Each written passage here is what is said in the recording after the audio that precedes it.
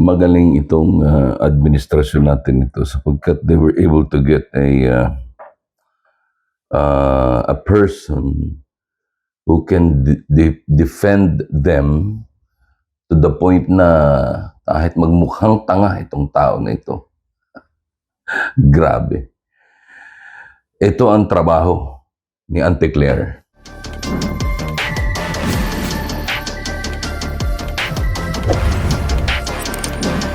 Dagundong, dagundong, dagundong, dagundong, dagundong. Magandang araw pong muli sa inyong lahat mga kaibigan. Kumusta po kayo? Isa na naman pong episode ng ating pong pag-uusapan ngayon pong araw na ito.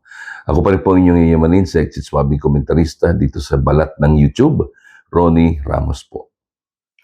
Kamakailan ho ay laman ng mga balita, hindi lamang ho sa dyaryo, sa radyo at sa TV, na bumabagsak na po ang ating ekonomiya. Ito ho ay hindi mga Pilipinong analyst or business analyst or economist ang nagsasabi. Ito ho ay galing mismo sa World Bank. No? Mga ahensya at mga opisina ho ng World Bank ang nagsasabi na talagang bumagsak na. From 5.7, ito'y nasa 5.1 at ito'y malaking dagok ayon sa World Bank pagdating sa ekonomiya ng ating bansa. Pero magaling ang ating presidente sapagkat he was able to hire or to bribe or hindi ko alam kung ano o bayaran or to buy an attack dog na talagang kahit na magmukha siyang tanga araw-araw okay lang at napakagaling. Tingnan nyo panoorin po natin ito. Bagsak ang ekonomiya ng Pilipinas ngayong taon ayon sa pinakabagong ulat ng World Bank. Ito'y panawagan nito sa gobyerno bilisan na ang reforma at ayusin ang mga sistema para makabangon agad ang bansa sa epekto ng flood control scandal. Narito ang agenda report ni Paulo Barcelon. Hindi na lamang sa mga binabahang lugar na pipinsalang ari-arian ramdam ang epekto ng flood control scandal. Maging ang ekonomiya, damay na rin sa epekto ng kalkala ng katiwalian dahil bumaba sa 5.1% ang economic growth ng bansa ngayong 2025 ayon sa tala ng World Bank. Malaki ang ibinaba nito mula sa 5.7% noong 2024. Ayon sa World Bank, isa ang nangyayaring flood control scandal serye sa governance concerns na kailangang tugunan agad ng gobyerno para maagapan ang pagsadsad ng ekonomiya ng bansa. It really is critical that the Philippines doubles down on reforms. And in particular, we highlight three aspects in the first two parts of the report. The need to accelerate governance and institutional reforms to restore confidence. Second, to continue with fiscal reforms to ensure that fiscal consolidation is achieved without sacrificing long-term growth. Nakapagtala din ng World Bank ng pagbaba ng foreign direct investments at gasto sa public infrastructure. Bumaba rin daw ang mga turistang pumunta sa Pilipinas mula South Korea na isa sa top tourist markets ng bansa. Nakakaalarma po ito dahil gumaganda po ang takbo ng ekonomiya ng bansa. Taliwas po ito sa sinabi ng Vice Presidente na bagsak ang ekonomiya. Tandaan po natin, natanggal na po ang Pilipinas dito sa Financial Action Task Force Gray List na nakapagbigay po ng mataas na investor confidence sa bansa nito lamang taon. At sinabi rin po ng ADB na na-maintain po ng Pilipinas ang napakaganda po economic outlook for 2025. Talagang pinipilit nila Samantala yung Asian Development Bank ay nagbabasa rin ng kanilang report at kumukuha din sila ng data sa World Bank. Hindi ba Pero okay lang, talagang ganyan. Trabaho yan ng isang attack dog. Basta't ang nagsalita ay kalaban ng administrasyon ay talagang babanat yan. Mangangagat yan.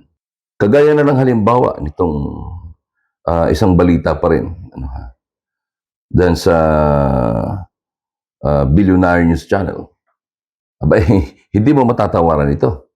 Pero talagang pagdating sa dulo, talagang mabigat talaga ang papel na ginagampanan ng attack dog na si Claire Castro. Itong hayop na Claire Castro na ito, na kung magkano ang ibinayad sa kanya at magkanong halaga ng kanyang konsensya ay hindi natin alam. Pero isang taong for sale ang tao na ito. Panoorin muna natin to. President Bongbong Marcos is now at his weakest. Ayon yan sa isang political analyst sa gitna ng mga kontrobersyang kinakaharap ng kanyang administrasyon at pamilya. Makakabawi pa kaya si PBBM ngayong may mga panawagang bumaba na siya sa pwesto? Narito ang agenda report ni George Cahiles. Wala ng barbed fence, trailer o mga pulis ang nakapigil pa sa tuluyang pagpasok ng kontrobersya ng korupsyon sa Malacanang. Umaalingaw-ngaw na rin sa mga lansangan. Marcos resign. Para sa political analyst na si Lester Balmatero, patuloy na pinahihina si Pangulong Bongbong Marcos ng sunod-sunod na bombang sumasabog sa bakuran ng palasyo. Kabilang na ang mga aligasyon ng insertion at kickback sa 2025 budget ayon kay Zaldico. Di umano'y pagiging adik ayon mismo sa kanyang kapatid na si Senator Amy Marcos. Mabagal na pag-usad ng investigasyon sa flood control scandal. Pagkadiskubre ng bilyong pisong pork barrel ng kanyang anak na si House Majority Leader Sandro Marcos. At paghina ng ekonomiya, bunsod ng malawakang korupsyon sa pamahalaan. Probably this is the weakest kasi makikita mo rin yung trust rating ni President Marcos pababa ng pababa, no? Nitong mga nakarang araw, ang Pangulo na mismo ang nagbibigay ng update sa gumugulong na mga investigasyon sa flood control scandal. No sacred cows anya na maging ang pinsang si dating House Speaker Martin Romualdez kasama na rin sa pinaiimbestigahan. Laglaga na raw ayon sa mga kritiko, pero para sa administrasyon, pagpapakita raw ito na sincero ang Pangulo. Bagamat nang hihina, posible pa rin naman daw matapos ng Pangulo ang kanyang termino sa 2028. Kung hindi man siya mapaalis completely, no, resignation na kinocall ng ibang mga grupo, baka magkaroon ng different calls para mas maging ano siya, no, to some extent maging lame duck president. At kung sino man yung i-endorse niya by 2028, kiss of death yun. We want really a strong and decisive action from our government. Although we know that they're really doing their best. Pero kulang pa. We are actually challenging the president to do something more than just expressing yung anger niya dito sa corruption na to. Hindi ho sapat yung galit-galit lang eh. Ang kailangan po namin sa kanya ay kumilos.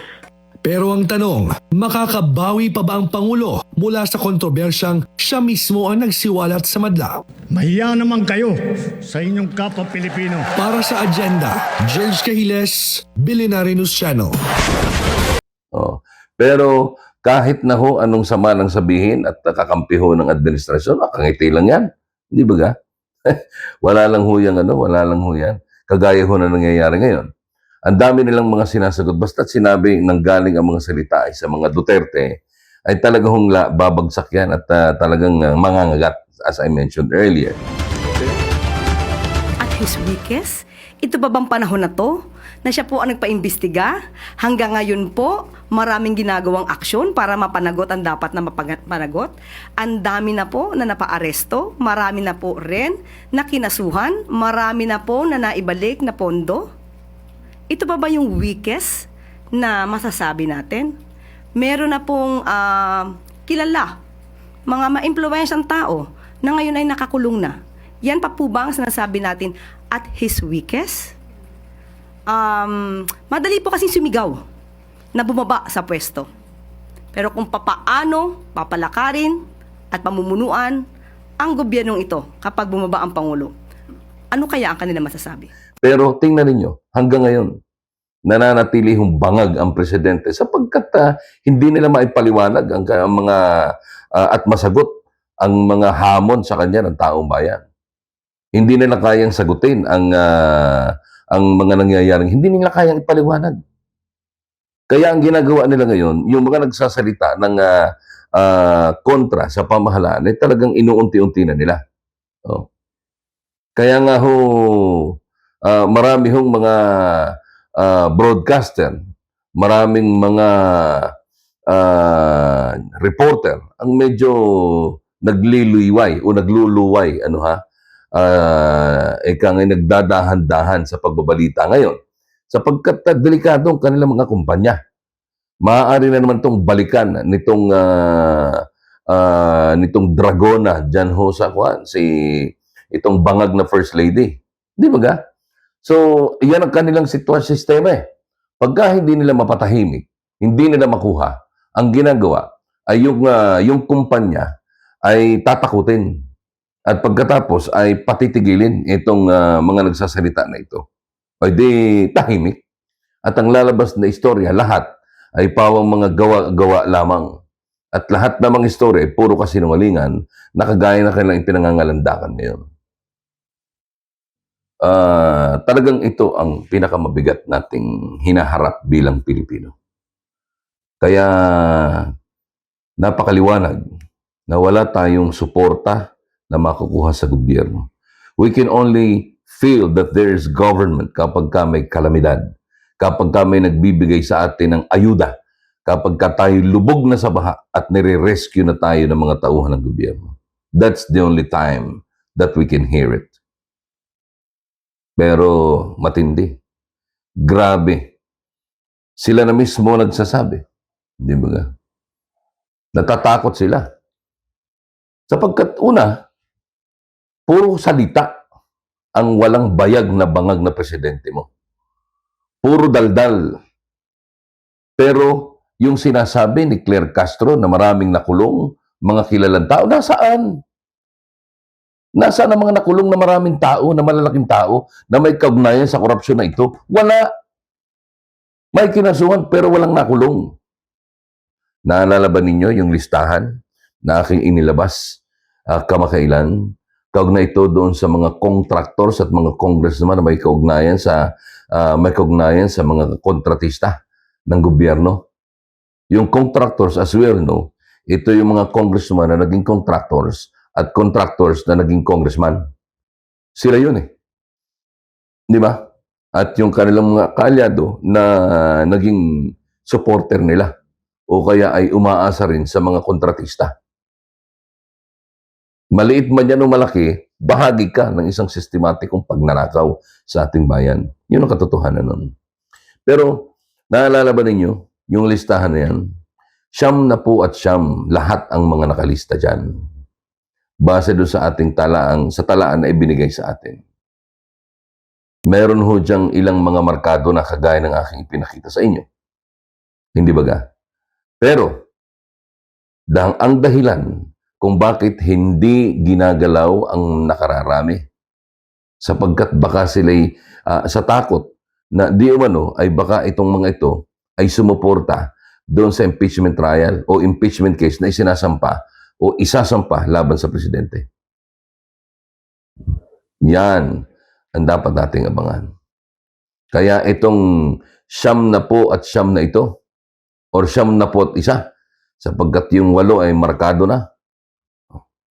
Itong 91 na ito, mga holy cow, hindi pa pwedeng galawin, hindi pa pwedeng parusahan, hindi pa pwedeng kasuhan. Although, as I remember, dyan sa 91 na yan, ay merong mga tao na sadyang isiningit lang ang pangalan. Pinilit lang, kagaya ni Paulo Duterte. Inilagay ang pangalan dyan. Inililing sila sa mga kontratista. Unfortunately, nung mag-imbestiga ang ipokritong ICI at DPWH dyan sa bahagi ng Davao City, wala nang narinig ang taong bayan. Wala silang narinig na, okay ito, walang problema sa Davao. Walang ganun eh. Pero kung may problema, ako, maniwala ka, lahat ng broadcast outlet, lahat ng media outlet, sigurado ko, merong sinasabi tungkol sa findings nitong ipokrito na ito. Kaya sa panahon na ito, ang aking masasabi ay galingan natin ang pananalangin. Sapagkat sa panalangin, may milagro. Pero sa bangag na administrasyon, kahit pa yung 7 demonyo magsama-sama, hindi matitinag ang pinakamalaking demonyo na nasa Malacanang. Maraming salamat sa inyo lahat mga kaibigan. Sumainyo isa pang episode ng ating programa ngayong araw. Ako pa rin po ang inyong iyamanin sa Exit Swabe komentarista dito sa YouTube. Ron Ramos po. na patuloy na manggigising sa mga nagtutulog-tulugan gamit ang ingay ng dagundong.